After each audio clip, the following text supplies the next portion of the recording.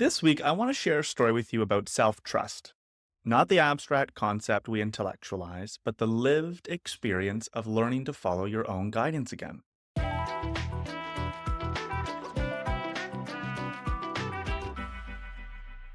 So, this week's podcast is all about that moment when you realize that you've been habitually surrendering your trust to something outside yourself and the quiet power that comes from reclaiming it.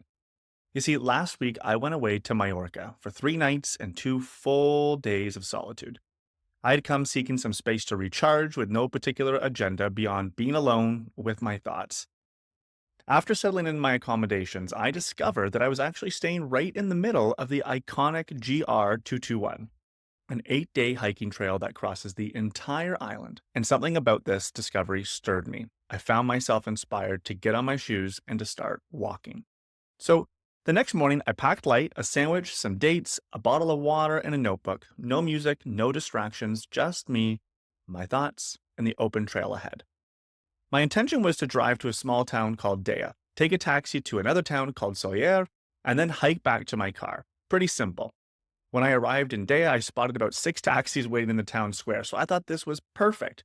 But after parking and walking back to the square, every taxi had vanished. I waited 20 minutes, nothing. This is where our stories often begin, isn't it? We have a plan, the plan meets reality, and then suddenly we're faced with a choice. Persist with the original version or adapt. At this point, something inside me whispered that this was fate's way of redirecting me. Instead of waiting indefinitely for a taxi that might never come, I decided just to start moving and get my hike started from Dea, walk to Soyer, and figure out my return later. It's a pretty small decision, but it reflects something profound about how we navigate life. I mean, how often do we wait at empty taxi stands, metaphorically speaking, of course, because that's what we think we're supposed to do? How frequently do we ignore our intuition because we're attached to the original plan? Being my first time on this trail, I downloaded a map from All Trails to keep myself oriented and moving in the right direction. But just as I was getting things underway, I spotted a trail marker in town and began following it confidently. 30 minutes later, I found myself staring at the ocean, precisely where I didn't want to be. Frustration bubbled up as I realized my mistake. I'd been following markers, yet somehow ended up completely off course. And then I caught myself. This is my first time on this trail.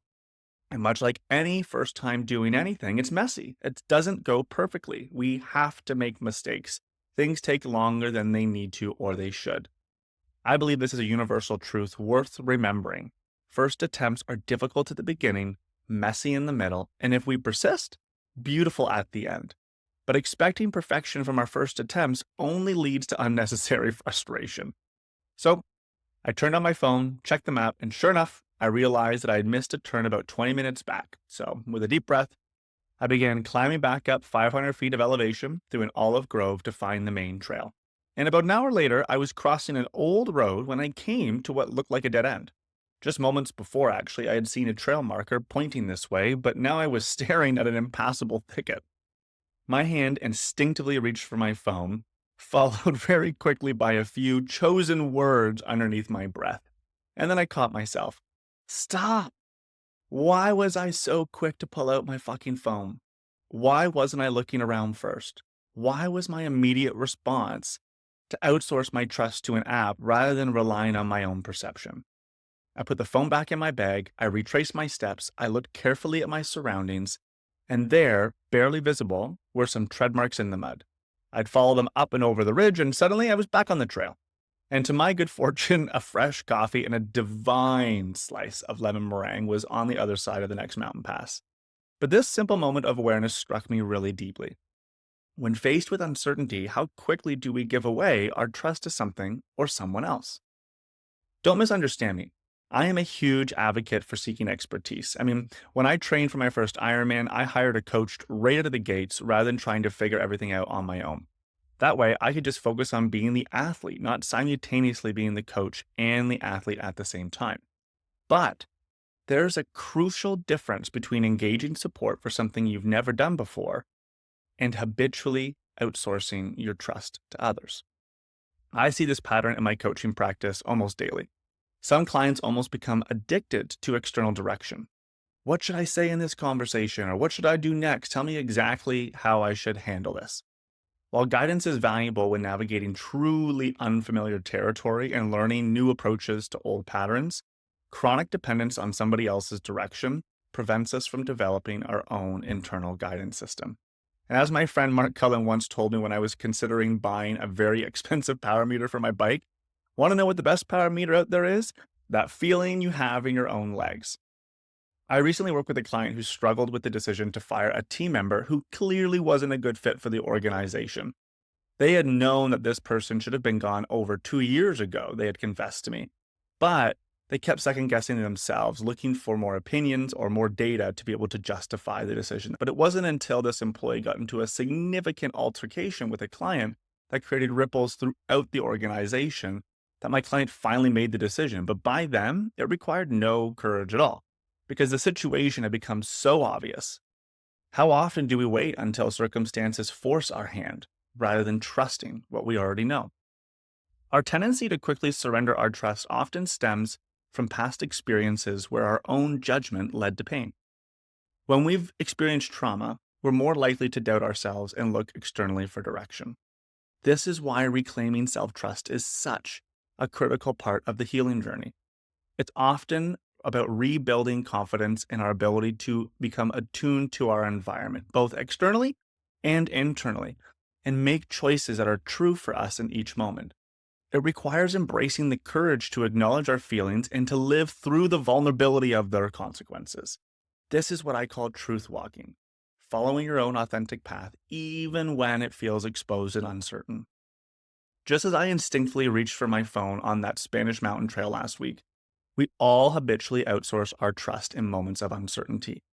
But being aware of these moments gives us the opportunity to make a different choice, to trust ourselves, to reclaim our power to live our own original lives.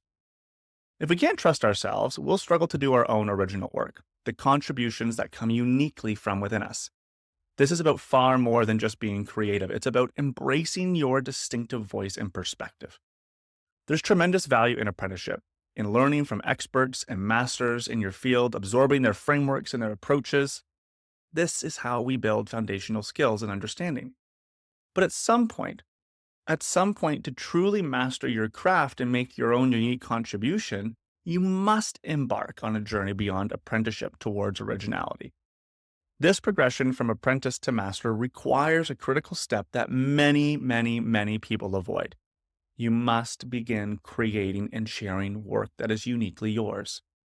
Work that may be influenced by your teachers, but is fundamentally shaped by your own perspective, experiences, and insights. This transition demands courage, and courage requires healing the wounds that have led us to surrender our trust so quickly in the first place. In a world increasingly dominated by artificial intelligence, where algorithms can generate content, analyze data, and even mimic creativity, our most valuable contribution will be our authenticity. Our survival and long-term ability to create value depends on our capacity to produce work that could only come from our unique human experience. Whether that's academic research that challenges conventional thinking, leading a team in ways that reflect your values, parenting in a way that honors your family's unique needs, designing a home that expresses your sensibilities, or simply living a life adorned with the elements that uniquely make you come alive. Your original work matters. The rest of my hike to Sawyer was magnificent. The trail climbed up through ancient olive groves, alongside stone walls that were built centuries ago, and through mountain passes with views that absolutely stole my breath.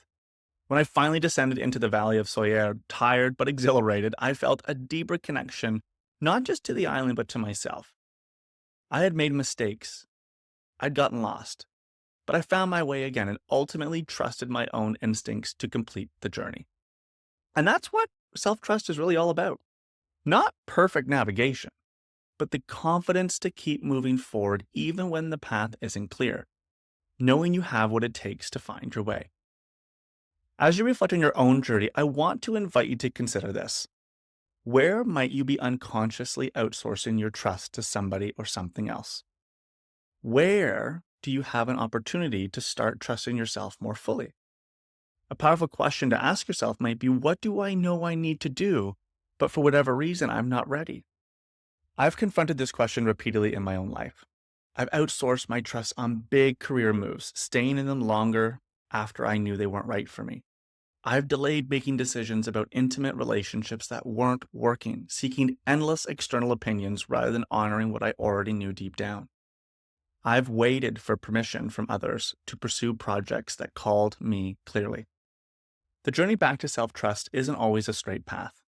Like the GR221, it winds through challenging terrain, sometimes leading us temporarily astray before bringing us back to ourselves. But with each step we take in trusting our own guidance, we grow stronger in our ability to live authentically and contribute our unique gifts to the world. And that I believe is a journey worth taking.